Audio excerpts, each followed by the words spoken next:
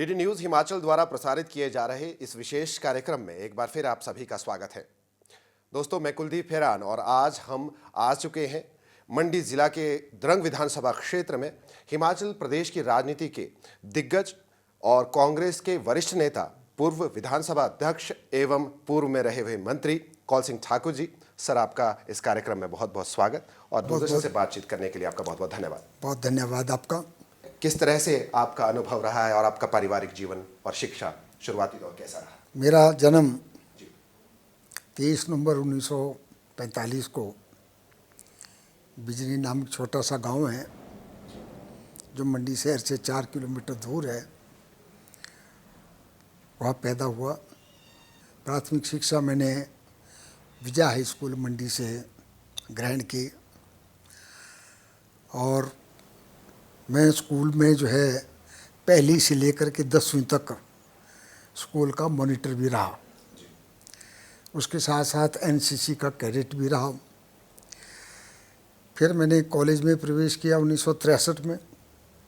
1953 में पहली क्लास की और 1963 में मैट्रिक करके जो वल्लभ महाविद्यालय कॉलेज मंडी है उसमें मैंने प्रवेश किया। और उस दौरान जो है मेरा सब्जेक्ट जो है पॉलिटिकल साइंस था, इकोनॉमिक्स था, इंग्लिश थी और कई बार ऑप्शनल हिंदी भी होती थी। मेरा खेलों में भी काफ़ी रुचि थी और मैं कॉलेज में भी एनसीसी का पहले कैडेट रहा और बाद में 1966 में मैं कॉलेज का सीनियर अंडर ऑफिसर रहा। उस वक्त एनसीसी जो है चाइना एग्रेशन के बाद 62 में चाइना एग्रेशन हुआ था, उसके बाद पूरे देश में एनसीसी को कॉलेज में कंपल्सरी कर दिया था। तो उसमें हमने पार्टिसिपेट किया। मैंने कई जो है माउंटेनिंग इंस्टीट्यूट गया, दार्जिलिंग में हमने ट्रेनिंग की। एडवांस लीडरशिप कोर्स हमने पहलगांव में किया। फिर मैंने सीनियर अंडर ऑफिसर के रूप में हिमाचल प्रदेश का प्रतिनिधित्व जो है रिपब्लिक डे, गणतंत्र दिवस जो है दिल्ली में किया। उसके बाद 1967 में मैंने ग्रेजुएशन पास की। फिर वकालत करने के लिए मैं चंडीगढ़ जो है पंजाब यूनिवर्सिटी चंडीगढ़ हमने दाखिला लिया। उस वक्त हमारी यूनिवर्सिटी नहीं थी हिमाचल प्रदेश में, तो उस वक्त यूनिवर्सिटी की हमारी मांग भी चली हुई थी। फिर हमने वहाँ भी एक student association, Himachal student association, HIMSA जिसको कहते थे, हमने उसका गठन किया। उस वक्त हमसे पहले एक चरणदास डोगरा, एक शर्मा जी थे पालमपुर के, वो प्रेसिडेंट थे। जब वो पास आउट कर गए तो फिर मैं प्रेसिडेंट बना। एक जनरल सेक्रेटरी हमारा और रहा है हिमाचल स्टूडेंट एसोसिएशन का। 6 से 9 में हमारे एक्टिविटीज़ होती थी, क्योंकि हमारी यूनिवर्सिटी नहीं थी तो सब चंडीगढ़ ही हायर एजुकेशन के लिए आते थे। तो हमने डॉक्टर परमार को मिले शिमला में जाकर के, जो मुख्यमंत्री थे उस वक्त हमारे। हमने कहा जी आप आइए, हमारा एक हिमाचल स्टूडेंट एसोसिएशन है, आप टैगोर थिएटर में हम फंक्शन करना चाहते हैं, कल्चर नाइट करना चाहते हैं। तो उन्होंने बेचारे ने एकदम एक्सेप्ट किया आगे। और उस वक्त हमारी मांग यही थी कि हमारी अपनी यूनिवर्सिटी होनी चाहिए, हमें क्या क्या समस्या होती है। दूसरी मांग ये थी कि अपनी हाई कोर्ट होनी चाहिए। उस वक्त हमारी शिमला जो है दिल्ली हाई कोर्ट का बेंच शिमला को भी आता था, हमारी अपनी हाई कोर्ट नहीं थी। तो दिल्ली के जज आते थे, हफ्ते के 1-2 बार आते थे, चले जाते थे। तो हमें पूरे राज्य का दर्जा मिलना चाहिए। तो डॉक्टर परमार बहुत ही हिमाचल के निर्माता रहे। उन्हें बड़े सुलझे हुए ढंग से कहा, मुझे पूछा हिंदी में बोलूं इंग्लिश में बोलूं कौन से। मैंने कहा यहाँ के हरियाणा का जो चीफ मिनिस्टर वो भी कम पढ़ा हुआ है और पंजाब का तो और भी कम पढ़ा हुआ है, तो पंजाब के लोग भी यहाँ आए हैं, काफ़ी संख्या में तो पूरा भरा था रविंद्र टैगोर। तो मैंने कहा आप हिंदी में बोलें, कुछ बीच में आप हिंदी में बोलें, इंग्लिश में बोलें आप। और उन्हें क्या ज़बरदस्त इंग्लिश बोली जी, बड़ी तालियां बजी। और उन्होंने कहा कि बहुत जल्दी हिमाचल को हम पूरे राज्य का दर्जा दिलाएंगे, हमारी अपनी यूनिवर्सिटी होगी, अपनी हाई कोर्ट होगी आप लोगों को कहीं जाने की ज़रूरत नहीं है, आप लोगों का भविष्य बहुत सुरक्षित है। काफ़ी तालियां बजी, उन्होंने हमारी भी काफ़ी तारीफ की। डॉक्टर कौल सिंह जब कॉलेज मंडी में पढ़ते थे तब भी अध्यक्ष के रूप में, प्रधान के रूप में मुझे मिलने आते थे। तो इस तरह से शुरू हुआ। फिर पंचायती राज के चुनाव शुरू हुए। मैं 3 पंचायतों का जो है सर्वसम्मति से पंचायती राज का सदस्य बना, मेंबर बना, जिसको बीडीसी कहते थे उस वक्त, आजकल पंचायत समिति कहते हैं। तो उस वक्त सबसे बड़ी 96 पंचायतें थी हमारे ब्लॉक में। तो फिर बाद में जब चुनाव हुए चेयरमैन के, तो मुझे सर्वसम्मति से चेयरमैन बनाया गया पंचायत समिति का। तो बहुत बड़ी बात थी। अब तो 3 ब्लॉक हो गए उसके। तो उस तरह से मैंने अपना राजनीतिक जीवन शुरू किया। फिर 76 में एक जो है हेमवती नंदन बहुगुणा थे, यूपी के बहुत लोकप्रिय मुख्यमंत्री रहे हैं। तो उन्होंने और बाबू जगजीवन राम, जो कांग्रेस पार्टी के डिफेंस मतलब केंद्र में डिफेंस मिनिस्टर भी रहे हैं, उन्होंने एक कांग्रेस फॉर डेमोक्रेसी बना दी। एमरजेंसी के बाद कांग्रेस फॉर डेमोक्रेसी बनाई और मैंने भी कांग्रेस फॉर डेमोक्रेसी ज्वाइन कर ली। कांग्रेस फॉर डेमोक्रेसी और फिर जनता पार्टी बन गई एक। तो उन्होंने फिर इकट्ठे चुनाव लड़ा और मुझे मंडी से सीएफटी के एक कोटे में मुझे सीट मिली। 10 सीटों में एक सीट सीएफटी के कोटे में मुझे सीट मिली और मैंने 77 का चुनाव फिर जनता पार्टी के सिंबल पर लड़ा और मैं जीत गया। उसके बाद फिर राजनीतिक जीवन शुरू हुआ। एक विधायक के रूप में भी मैंने विधानसभा में समझता हूँ सबसे ज़्यादा प्रश्न विधानसभा के अंदर किए। प्रदेश की सबसे ज्वलंत समस्याओं को मैंने विधानसभा के अंदर उठाया और अपना विधानसभा में भी अच्छा मैंने जो है परफॉर्म किया और सब कहते थे कि भी बड़े अच्छे हैं।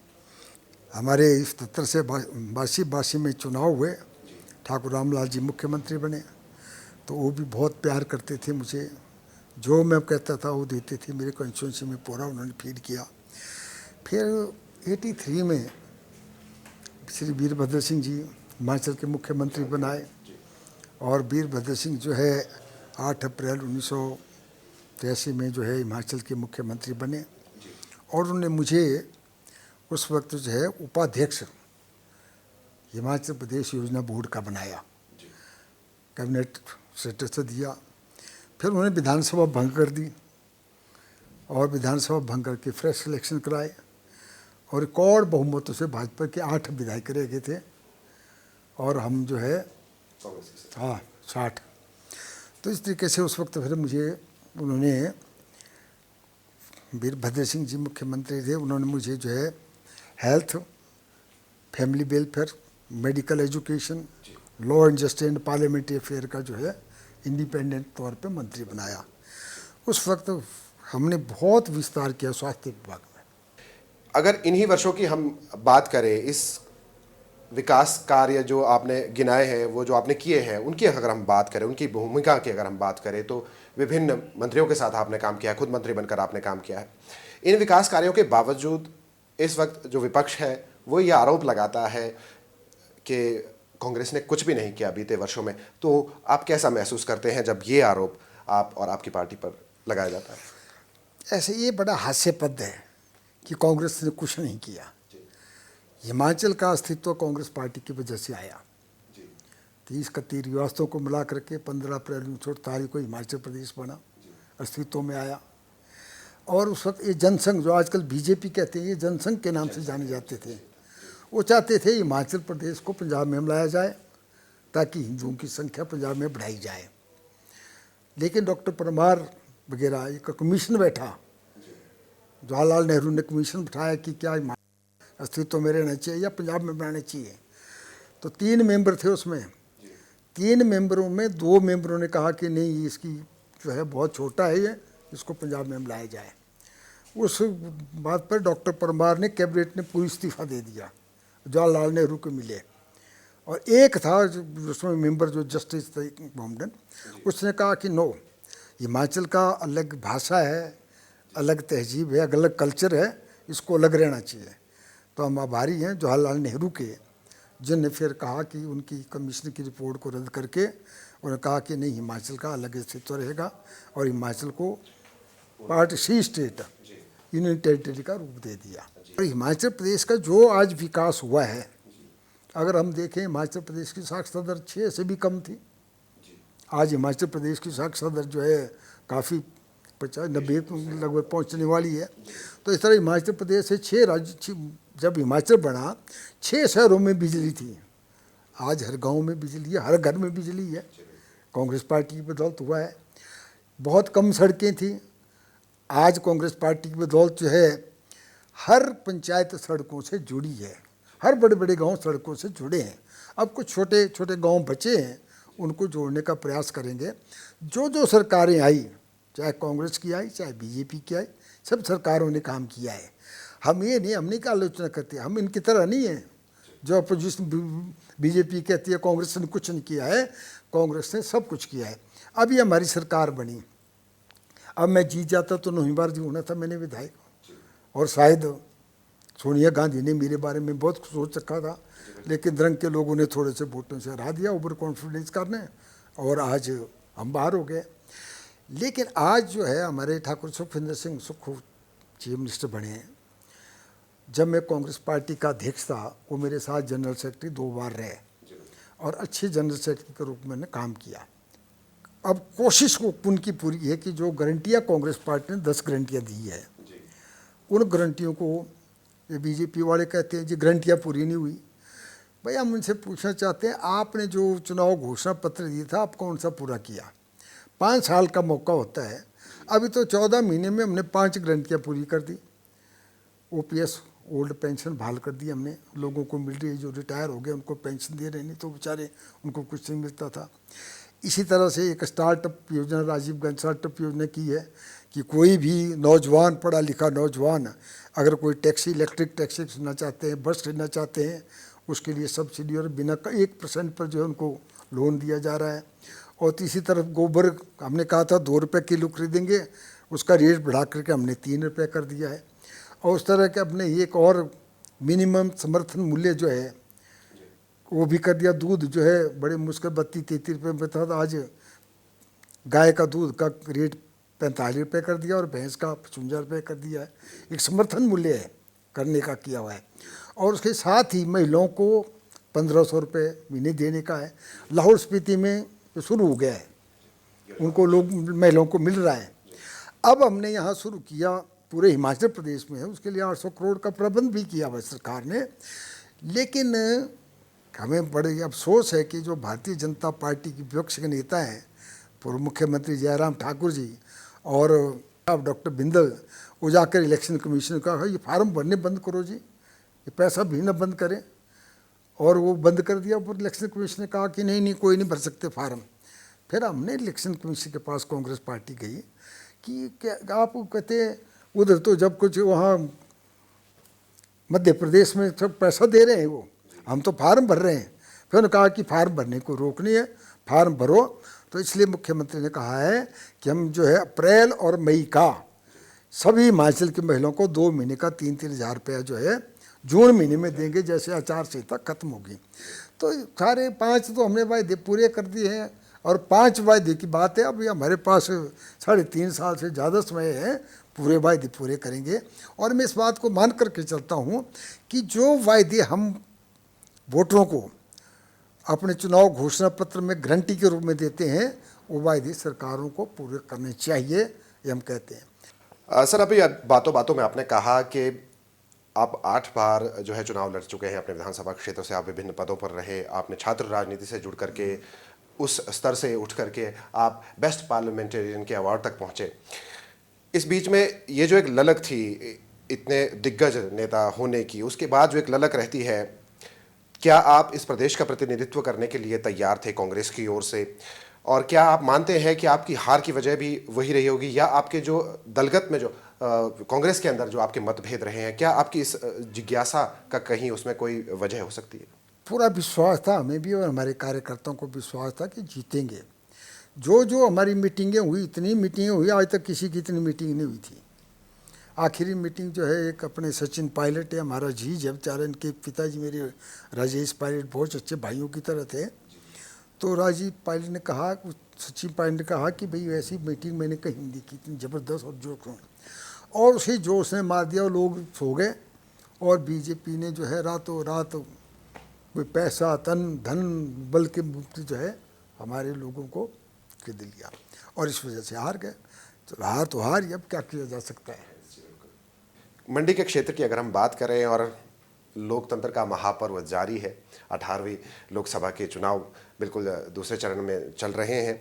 तो इस वक्त में अगर हम मंडी लोकसभा सीट की अगर हम बात करते हैं तो इस वक्त पूरे देश के अंदर मंडी की सीट हॉट सीट बनी हुई है। सबसे ज़्यादा चर्चे इसी सीट पर किए जा रहे हैं। एक और आप जानते ही हैं कि बॉलीवुड से अभिनेत्री भाजपा ने प्रत्याशी बनकर उनको बनाकर चुनाव मैदान में उतारा है, और दूसरी ओर से वीरभद्र सिंह के बेटे स्वयं अब राजा बुशहर विक्रमादित्य सिंह मैदान में उतर आए हैं। तो इन दौरान आप संपर्क कार्यक्रमों में उनके साथ आप जा रहे हैं, तो किस तरह का माहौल और किस तरह का जो लोगों की ओर से, मतदाताओं की ओर से जो आपको है फीडबैक क्या मिल रहा है? ये ठीक है, बड़ी हॉट सीट बन गई है जी। क्योंकि जो हमारी बॉलीवुड की एक्ट्रेस मैदान में भाजपा ने उतारी है। पहले तो बड़ी चर्चा चल रही थी कि महेश्वर सिंह जी आएंगे, एक अजय जम्वाल है उनका आएंगे, राणा एक आएंगे, या फिर एक ब्रिगेडियर पिछली बार जिसने चुनाव लड़ा उनको टिकट मिलेगा। लेकिन जब ये हमारी एक्ट्रेस जिसका आपने नाम लिया वो मैदान में आई तो बीजेपी में एक बड़ी खलबली सी मच गई। नौजवान तो खुश हुए कि अब मैं देखेंगे, मौका मिलेगा देखने का। लेकिन जो मैच्योर पॉलिटिशियन थे, जो दावेदार भी थे, उनको बड़ी मायूसी हुई और उन्होंने बड़े जो सीनियर लीडर थे उन्होंने बाकायदा अलग मीटिंग की और मीटिंग में विरोध किया। इसलिए भी विरोध किया कि ये भारतीय जनता पार्टी जो है, पुराने जितने भी हमारे लीडर हैं जिनको उम्मीदें थी, शायद जेपी नड्डा जी ने महेश्वर सिंह को वचन दिया था पिछली बार कि आपको लोकसभा का हम टिकट देंगे, और महेश्वर सिंह दिल्ली में जा भी आए, लेकिन नड्डा के बस की बात नहीं क्योंकि टिकट प्राइम मिनिस्टर ने खुद दिया था। तो इसलिए अब वो दूसरी तरफ फिर हमारी कोऑर्डिनेशन कमेटी की मीटिंग हुई। मैं भी कोऑर्डिनेशन कमेटी में हुई। हिमाचल प्रदेश में 6 आदमी हैं टोटल ही, जिसमें मुख्यमंत्री हैं, प्रतिभा सिंह जी है, और Mukesh Agnihotri deputy chief minister है, मैं हूँ, मेरे बाद कर्नल सांडिल है, और उसके बाद रामलाल ठाकुर है। तो जब इनका टिकट का फैसला हो गया तो हमने कहा कि अब तो नौजवान ही उतारना चाहिए, और ऐसा चेहरा उतारना चाहिए जो जिसको नौजवान हिमाचल के पसंद करें। तो हमने सर्वसम्मति से जो है अपने विक्रमादित्य सिंह जी उनका नाम आगे किया, और केंद्र ने एकदम हमारी सेंट्रल इलेक्शन कमेटी ने अप्रूवल भी दे दी। और इसी तरह शिमले के 2 इकट्ठे फैसले हुए। शिमला के भी हमने कहा कि एमएलए जो है विनोद सुल्तानपुरी जी, जिनके पिताजी मेरे बहुत अच्छे मित्र हैं, हमारे अध्यक्ष भी रहे, 6 बार सांसद रहे, उनकी जान पहचान है। तो विनोद सुल्तानपुरी जो है, ये दोनों टिकट पहले हमने अनाउंस कर दिए, और ये मैं बिल्कुल कॉन्फिडेंट हूँ हम दोनों सीटें तो बड़ी आसानी से जीतेगी। क्या कारण है कि पार्टी इतना सोच रही है? कैंडिडेट ज़्यादा हैं, सर्वे हो रहा है कि किसके चांस ज़्यादा है, कौन जीत सकता है। हमारी कोशिश ये है कि जीतने वाले को टिकट दिया जाए। तो ये फैसला भी अब मेरे ख्याल 2-4 दिनों में हो जाएगा। विक्रमादित्य एक ऐसा चेहरा है, श्री वीरभद्र सिंह जी के, स्वर्गीय वीरभद्र सिंह जी के पुत्र है, और राजनीतिक तौर पे परिपक्व है, सबसे कम उम्र में जो है दूसरी बार विधायक बने, सबसे कम उम्र में मंत्री बने हैं, और बहुत संतुलित और बात जो है वजनदार करते हैं, हल्की बात नहीं करते, कभी अपनी हैसियत से नीचे बात नहीं करते हैं। तो लोग उसको बहुत पसंद करते हैं, कांग्रेस के भी करते हैं और बीजेपी वाले भी कर रहे हैं, राष्ट्रीय सहयोग संघ भी कहते हैं। और क्योंकि ये सनातनी भी है, मंदिरों में पूजा करने जाते हैं, और जब अयोध्या में राम मंदिर का हुआ तो उसमें हिमाचल से वही गए। ये बात भी तो है कि उसी दौर में हाईकमान ने उन्हें अयोध्या जाने से रोक दिया था कांग्रेस की नीतियों के चलते। नहीं, रोका नहीं, हाईकमान ने ये कहा क्योंकि ये बीजेपी अपना कार्यक्रम बना रही है। मोदी कहता है मेरा कार्यक्रम है, इसलिए उस दिन ना जा करके तो उस बाद में जाएं। ये नहीं रोका कि भाई बाद में जाएं, उस दिन ना जाएं तो बीजेपी का कार्यक्रम है। लेकिन वो चले गए, दर्शन किए और आ गए। इसका भी लोगों को बहुत इसका है कि भाई अच्छा है, सनातनी है। तो जनता कहीं ना कहीं ये भी मान रही है कि विक्रमादित्य सिंह बीजेपी के लिए उनके मन में एक सॉफ्ट कॉर्नर है और वो कभी भी इधर उधर जा सकते हैं। ऐसे अफवाहें, इनके बारे में आप क्या कहना चाहेंगे? इन खबरों के बारे में आप क्या कहना चाहेंगे? नहीं नहीं, ऐसा है, उदारवादी है, सनातनी है, धर्म में विश्वास करते हैं, और ये कांग्रेसी है जो पहली बार जय श्री राम का नारा लगाते हैं। ठीक है नहीं, जिसको सब लोग पसंद कर रहे हैं। और ऐसी कोई बात ही नहीं, इनके बीजेपी में जाने का प्रश्न ही पैदा नहीं होता। इनके पिताजी आप जानते हैं 4 बार सांसद रहे और केंद्र में मंत्री रहे, 6 बार जो है हिमाचल के मुख्यमंत्री रहे। मुख्यमंत्री के विकास के मसीहा के रूप में उनको जाना जाता है।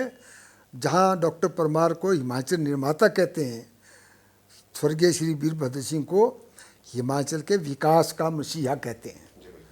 जो हमने उनसे मांगा आंखें बंद करके दिया इन्होंने। जिस जगह पे हम बैठे हैं पद्धर में, एक पटवारी बैठता था। जब मैं विधायक बना, मैंने नायब तहसीलदार की पोस्ट ली यहाँ, फिर उसके बाद उसको तहसीलदार बनाया मैंने यहाँ। अब एसडीएम बैठता है यहाँ। एक जेई बैठता था, आज एक्शन यहाँ बैठे हुए, दो एक्शन पीडब्ल्यूडी के उसके एक्शन बैठे हुए। इतने हमारा ये ब्लॉक जो था जोगिंद्रनगर में था, द्रंग ब्लॉक एट जोगिंद्रनगर, उसको उठा के हमने यहाँ लाया। आज पद्धर बड़ा एक सिविल हॉस्पिटल हमने दिया, बड़ा तो काफ़ी डेवलपमेंट हुई है। सर, जानना चाहूँगा किन विषयों के आधार पर जो है अभी मंडी में आप ये कह पा रहे हैं कि विक्रमादित्य सिंह की जीत होगी या उनकी हार होगी? ऐसा है, देखो सबसे बड़ी बात है, विक्रमादित्य सिंह का क्या योगदान हिमाचल प्रदेश में रहा बतौर मंत्री। ये अभी हमारे पिछले जुलाई में बड़ी भारी बाढ़ आई, हजारों घर खत्म हो गए, 600-700 लोग मर गए, सड़कें सारी बंद हो गई, कई पुल खत्म हो गए, 40-50 पुल खत्म हो गए हिमाचल प्रदेश में अंदर। लेकिन जिस तरीके से विक्रमादित्य जी ने और रानी प्रतिभा सिंह जी ने, मुख्यमंत्री ने, सभी मंत्रियों ने जा करके जहाँ जहाँ गए, जिनके घरों गए, दौरा किया और केंद्र से मांग करते रहे। मुख्यमंत्री मिला प्राइम मिनिस्टर को, हमारे प्रतिभा सिंह जी मिली प्राइम मिनिस्टर को कि कुछ पैकेज दो, 12,000 करोड़ का नुकसान हुआ है, इसको राष्ट्रीय आपदा घोषित किया जाए। लेकिन दिल्ली सरकार ने पैकेज का एक नया पैसा नहीं दिया, केंद्र सरकार ने। इसका हमें बड़ा मलाल है। जबकि हिमाचल प्रदेश ने एक घर जिसके जाता था 1.5 लाख रुपए मिलता था, उसको 1,30,000 रुपये। तो मुख्यमंत्री ने सीमित साधनों होने हुए भी 4,500 करोड़ का पैकेज जो है इन जो बाढ़ प्रभावित लोगों को दिया।